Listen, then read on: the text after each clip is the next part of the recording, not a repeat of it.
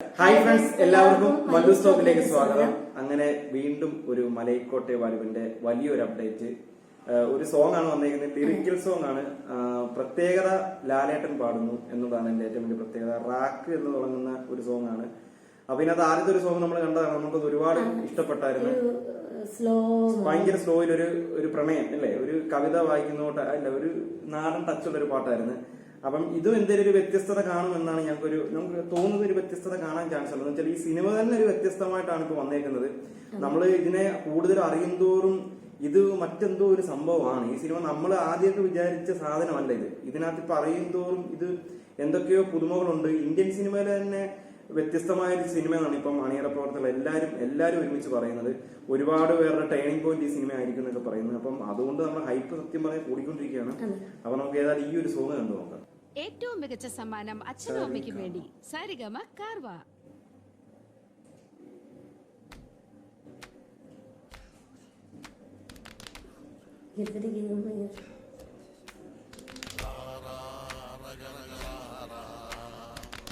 ഒരു ഭയങ്കരമല്ലേ ഇതാ, ഒരു പോസ്റ്റർ വന്നില്ലായിരുന്നോ?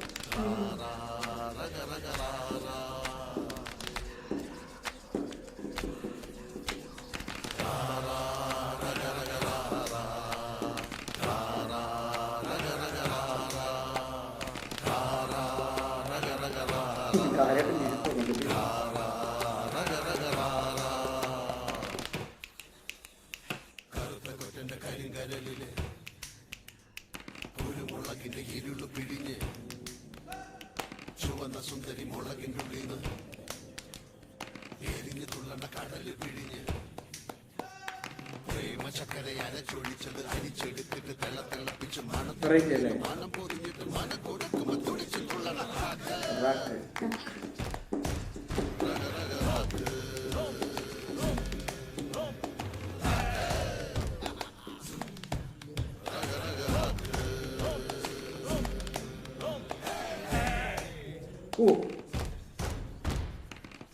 ണ്ടല്ലേ ഒരു പ്രേമത്തിൻ വാക്ക് സരസരാ എരിവുള്ള ചാറൊലിക്കണ നാക്ക് ചെന്തി കടലിൽ വേവണ നോക്ക് ചൂടടിച്ചിട്ട് തീയൊലിക്കണ മാനറച്ചിയിൽ എരിവ് കുഴച്ച് കിടിച്ച് ചതച്ച് പ്രേമം ചവച്ച് തുടിച്ചു തുള്ളണ റാക്ക്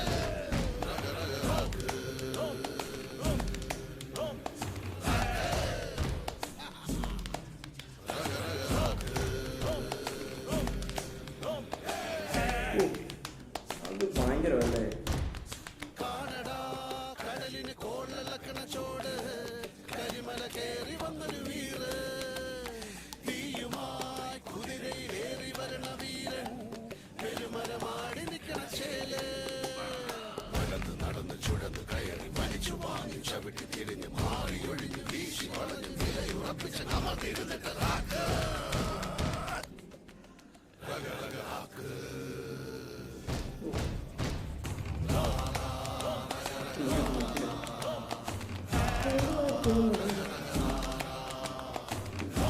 ഓ ഡാൻസ്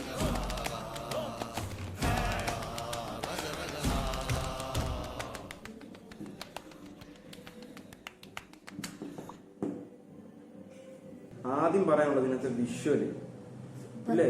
ആ ഒരു അത്രയും ക്രൗഡിനെ വെച്ചിട്ട് ആ ഒരു ചെയ്യിച്ചേക്കുന്നുണ്ട്, അത് കിടിലമായിട്ടുണ്ട്. ആ ഒരു രണ്ട് ക്ലിപ്പാണ് അവസാനത്തെ ആ ഒരു ഡാൻസ് കാണിക്കുന്നതും ഒരു ഇല്ലേ, എനിക്ക് തോന്നുന്നു ഒരുപോലെ അത് ആ ഒരു ഇതിനകത്ത് പറഞ്ഞില്ല. ഇതിനകത്ത് പ്രത്യേക ഒരു ടൈം പീരീഡ് ഒന്നും ഇല്ലെന്നാ പറയുന്നത്. അപ്പം എനിക്ക് തോന്നുന്നു അതിന് പറ്റിയൊരു സോങ് ആണ് ഇല്ലേ. ഇപ്പം ഏത് ടൈം പീരീഡിൽ ഇപ്പം ഇങ്ങനെ ഒരു പാട്ട് നമ്മൾ ഇതിനു മുമ്പ് അങ്ങനെ കേട്ടിട്ടില്ല. ഇപ്പോഴത്തെ ന്യൂ ജനറേഷൻ സോങ് ആണെങ്കിലും പഴയ പാട്ടാണെങ്കിലും ഈ ഒരു മൂഡിലുള്ള പാട്ട് നമ്മൾ കേട്ടിട്ടില്ലെന്നു പറയാം. അപ്പം ആ ടൈം പീരീഡ് ഇല്ലാത്ത സംഭവത്തിന്റെ ഒരു സോങ് ആയിട്ടാണ് തോന്നുന്നത്. പിന്നെ ഇതിനകത്ത് ഇതിനകത്ത് ആക്ഷൻ ഒക്കെ ഉണ്ടല്ലോ. ഇപ്പൊ ആ ഡാൻസ് ചെയ്യുന്ന ആക്ഷൻ ആണെങ്കിൽ അവസാനം കാണിക്കുന്നതൊക്കെ നമ്മൾ അതിൽ ലാലേട്ടനല്ല സംഭവം, അത് വേറെ എന്തോ ഒരാള് ചെയ്യുന്നതിന്റെ ഒരു ഫീലാണ്. അപ്പൊ ഇതിനകത്ത് LJP എന്തൊക്കെയാണ് ഒരുക്കി വെച്ചേക്കുന്നതെന്നൊരു സത്യം പറഞ്ഞൊരു എത്തും പിടിയും കിട്ടുന്നില്ലെന്ന് പറയാം. സോങ് ഒരുപാട് ഇഷ്ടപ്പെട്ടു. എന്ന് വെച്ചാല് വ്യത്യസ്തതയുണ്ട് അല്ലേ, ഒരു വ്യത്യസ്തമായ ഒരു സോങ് ആണ്. പിന്നെ ലാലേട്ടന്റെ ശബ്ദത്തിലുള്ള സോങ് ഒക്കെ നല്ല രസമാണ് കേട്ടോണ്ടിരിക്കാൻ. അപ്പൊ അങ്ങനെ നമുക്കത് ഒരുപാട് ഇഷ്ടപ്പെട്ടു. ഇതൊരു വൈബ് സോങ് ആയിട്ട് തോന്നുന്നല്ലേ. അതിനകത്ത് എന്ന് വെച്ചാൽ ലാസ്റ്റ് ഡാൻസ് ഒക്കെ കാണിക്കുന്നുണ്ട്. പിന്നെ അതിനകത്ത് 2-3 വിഷയം നടി അങ്ങനെ പ്രത്യേകിച്ച് അതൊരു എനിക്കൊരു ഒരു സീരിയലൊക്കെ ഈ ബിഗ് ബോസിനകത്തേക്ക് ഒരു പെണ്ണുണ്ട് അതിൽ നിന്ന് ഒരു ഇന്റർവ്യൂ ഉണ്ടായിരുന്നു.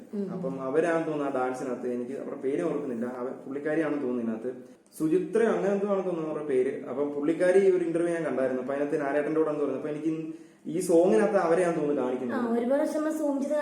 നമ്മൾ സത്യം പറഞ്ഞ് ശ്രദ്ധിച്ചില്ല, നമ്മൾ ലാലേട്ടനെ ഞാൻ നോക്കിക്കൊണ്ടിരുന്നു. സത്യം പറഞ്ഞാൽ വേറെ നമ്മൾ കണ്ണെടുക്കാൻ തോന്നിയില്ല, ലാലേട്ടൻ എന്ത് കാണിക്കുന്നു എന്നാണ് നോക്കിക്കൊണ്ടിരുന്നത്. 2024 ജനുവരി 25 റിലീസ്.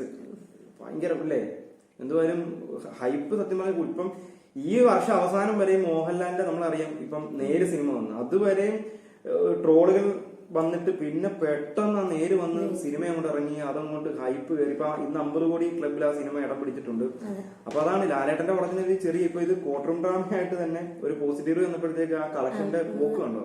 അതാണ് ലാലേട്ടൻ മൂവി എന്ന് പറയുന്നത്, ലാലേട്ടൻ മാജിക് എന്ന് പറയുന്നത്. അപ്പം ഈ സിനിമയ്ക്ക് എങ്ങനെ ആ കോട്ടൺ ഡ്രാമയ്ക്ക് വരെ ഈ ഒരു കളക്ഷൻ ആണെങ്കിൽ ഇതിന്റെ പോസിറ്റീവ് വേറെ ലെവൽ സാധനമാണ് ഇത്.